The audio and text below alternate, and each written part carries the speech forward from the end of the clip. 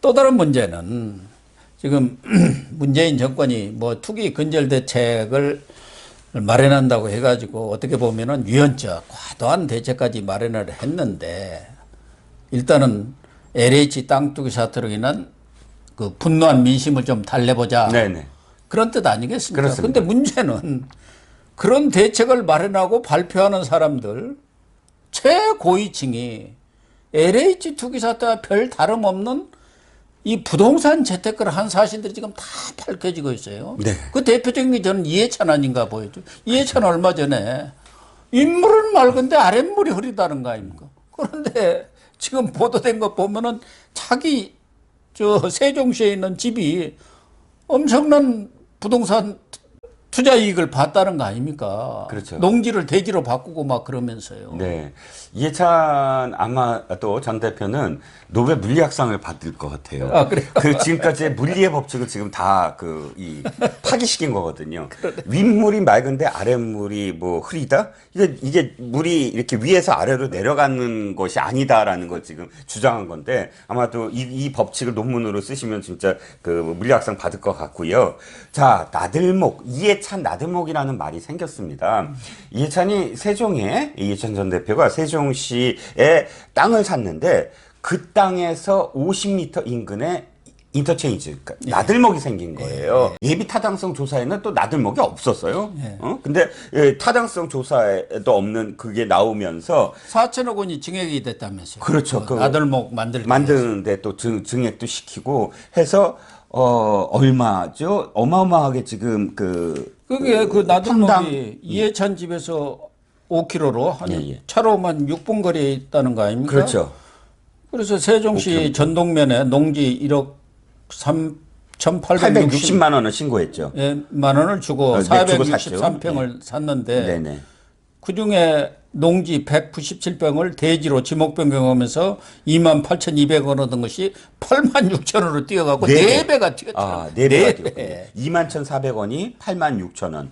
그래가지고 7년 만에 4배가 뛰었네요.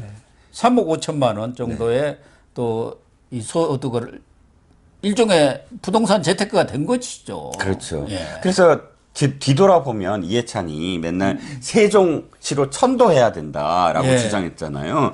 그게 다 뜻이 있었구나. 이렇게 깊은 뜻이 있었구나. 자기 이 돈을 불릴 수 있는 그런 이유가 있었구나라고 지금 비판을 받고 있고요. 이에 대해서 도로공사는 뭐 관계기관 간 협의를 끝냈고 뭐 주민들의 설명회를 거쳤다라고 얘기하는데 세종 시민들이 지금 분노하고 있더라고요. 그럴 수밖에 없죠.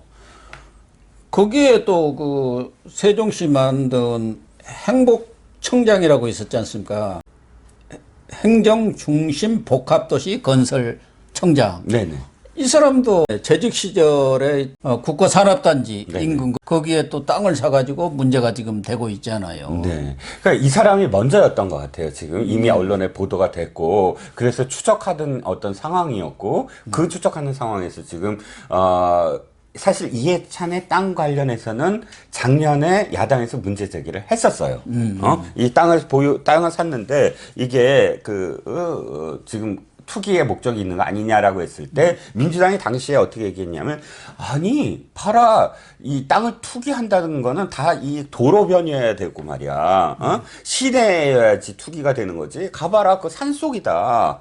그렇죠. 자기 산속에서 조용히 살고 요 최대성이도 그랬잖아요. 산속에 뭐 아담한 집 한 채 짓는 것이 자기 소원이라고 해갖고 했는데 거기도 마찬가지 아닙니까? 그러면서 관사에 살면서 그 땅 산 거 아니에요. 그렇죠. 그런데 산속이다라고 얘기했는데 길에서 멀긴 멀어요. 하지만 산속에 딱 땅을 사니까 길 아예 거기 뚫어주는군요.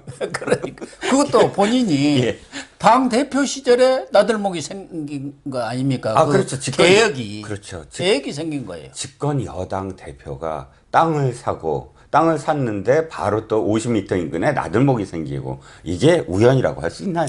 그 전 행정중심 복합도시 건설청장 이 사람도 자기가 건설청장 시절에 9억 8천만 원 들여가지고 그 요지에다가 지금 땅을 사놓은 거 아닙니까? 그리고 설명이 뭐냐? 자기가 거기 세종시로 발령이 나갖고 원래 기르던 개가 2마리 있었는데 네. 개를 놓을 데가 없었다 아파트에. 그러니까 그 개 놓으려고 그 땅을 샀다. 그래가지고 참 삶은 소대가리가 웃을 말을 지금 한 그렇죠. 거 아닙니까? 그 개가 굉장한 개군요. 한 몇 억을 들여서 집을 마련해주고 땅을 마련해주는. 근데 왜 정도의- 몇백 평을 들여서 개집을 짓습니까? 그러게 수억 원을 들여서 개집을 짓는 그 정도의 개라면 야, 이 세상에서 제일 그런 그 명견으로 손꼽힐만 하네요.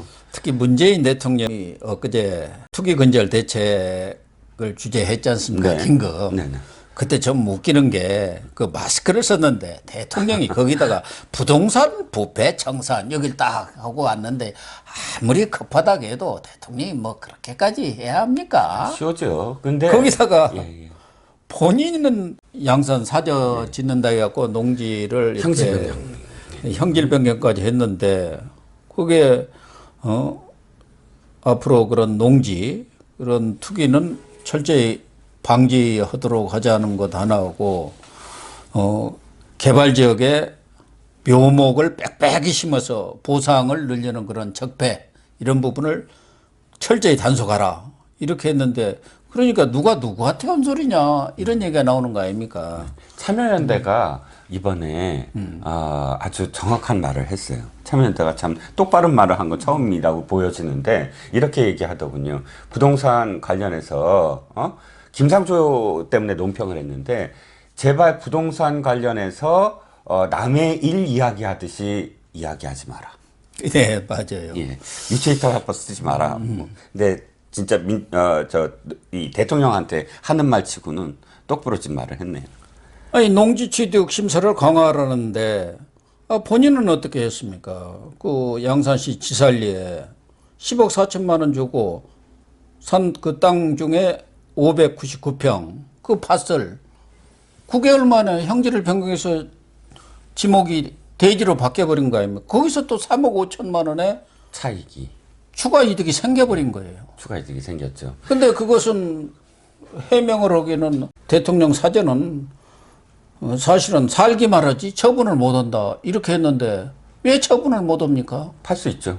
아니 DJ 돌아가시고 나서도 그 아들한테 다 승계돼 갖고 그걸 김홍걸이 놓고 그거 싸우고 있잖아요. 김홍포하고 형제가 한 소송까지 벌어질 정도로 재산 다툼이 난 거 아닙니까? 그렇죠. 근데 왜 못 판다는 거예요? 얼마든지 본인이 뭐 평생 사는 것도 아니고 일정 기간 지나면은 얼마든지 상속도 하고 판매도 하고 할 수 있는 거 아니겠습니까? 그렇습니다. 그 일반인들이 형질 변경을 해보신 분은 알 거예요. 농지를 뭐 대지라든지 뭐 이런 그 형질 변경이 얼마나 까다롭습니까?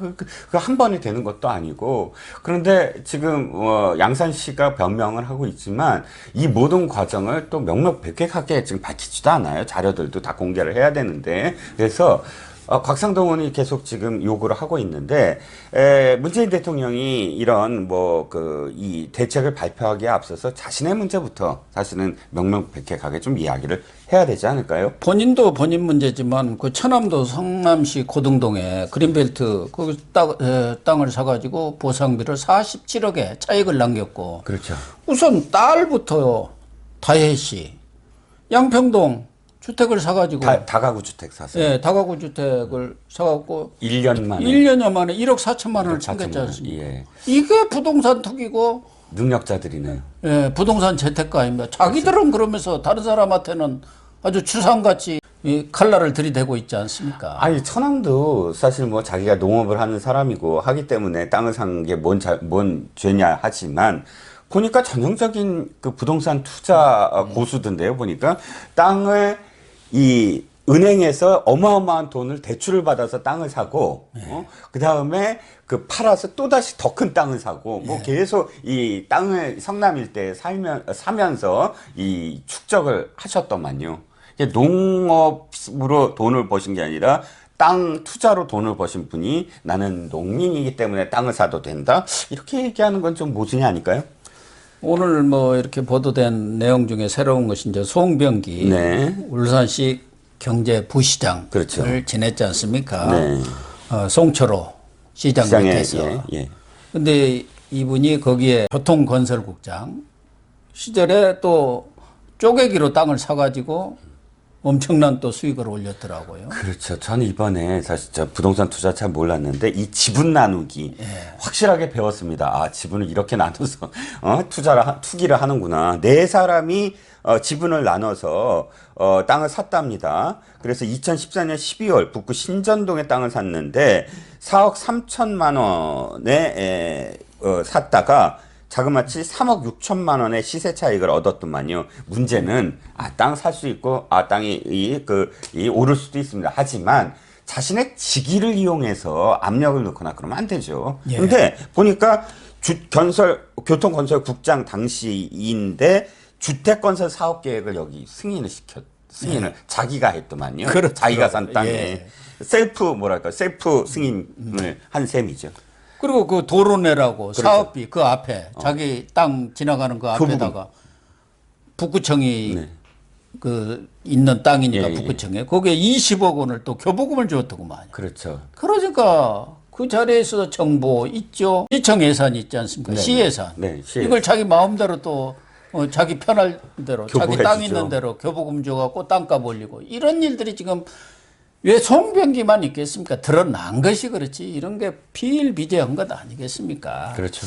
너무 많기 때문에 우리 국민들은 정부가 투기건설 대책을 내놔도 믿지를 않아요. 특히 이제 마지막으로 저는 김상조 뭐 이렇게 14% 올리고 뭐 이렇게 거짓말한 것까지는 좋은데 이 김상조 전 정책실장이 제가 알기로는 시민운동하는 사람이고 또 한성대 교수를 했어요. 물론 뭐 재산을 부모한테 유산을 받았는지는 모르겠지만 지금도 14억 7천만 원의 현금이 있습니다. 어디서 이런 돈이 났을까요? 그러게요. 나는 그게 제일 궁금해요. 도대체 김장조가 어떻게 해서 14억 7천만 원을 굴리고 있느냐 현금으로. 그게 올해만 굴린 게 아니고 지금 몇 년 됐습니다. 2018년 공정거래위원장 때는 16억 2,700만 원. 그렇죠. 2019년은 13억 2,500만 원. 2020년 그러니까 지난해죠. 이번에 신고된 거 14억 7,300만 원. 왜 이런 큰 돈이 있냐 이거예요.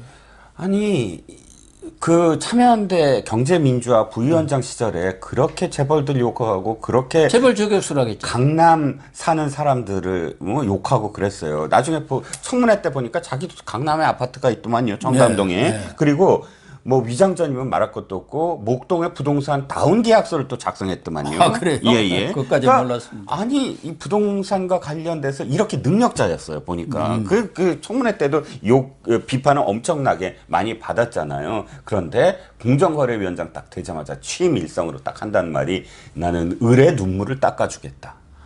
그리고 내가 재벌 혼내고 왔다. 재벌 혼내고 왔다. 그런 그런데 얘기를 했어요. 본인은 을의 입장인 임차인에게 자그마치 얼마요? 어마어마한 14.1%. 14.1%, 5% 자기가 입안한 정책으로 5%만 올릴 수밖에 없는 상황을 피하고자 빨리 그것도 14%를 준다. 을의 눈물을 닦아주겠다는 사람이. 예, 8월 말에 그 계약 종료일인데 그것도 한 달 앞당겨서 시행 이틀 전에 딱 계약을 해갖고 14%를 올린 이런 사람들이 그렇죠. 청와대 정책실장이고 부동산 정책을 총괄을 하고 있었으니 그 부동산 정책이 실패로 끝날 것은 너무나 당연한 거 아닙니까? 그렇죠. 자기는 할 생각이 없는 그러니까 그야말로 남들은 하되 나는 안 해도 돼. 그냥 드러난 거죠. 네, 시청자 여러분. 4.7 재보선과 관련한 얘기를 했습니다만 가장 중요한 것은 우리 국민들이 투표장에 나가서 투표로서 심판을 하는 일입니다. 2일과 3일 사전투표가 있고 7일 날 본투표가 있습니다. 모든 시민들이 투표장에 나가서 여러분들이 갖고 있는 정권에 대한 심판 의지를 반드시 보여주고 회초리를 쳐야만이 이러한 부도덕과 비리, 부패가 뿌리가 뽑혀지는 것입니다. 이 점 우리 시청자 여러분들이 각별히 유념해 주시기를 당부를 드리면서 오늘 방송 모두 마치도록 하겠습니다. 시청해 주셔서 감사합니다.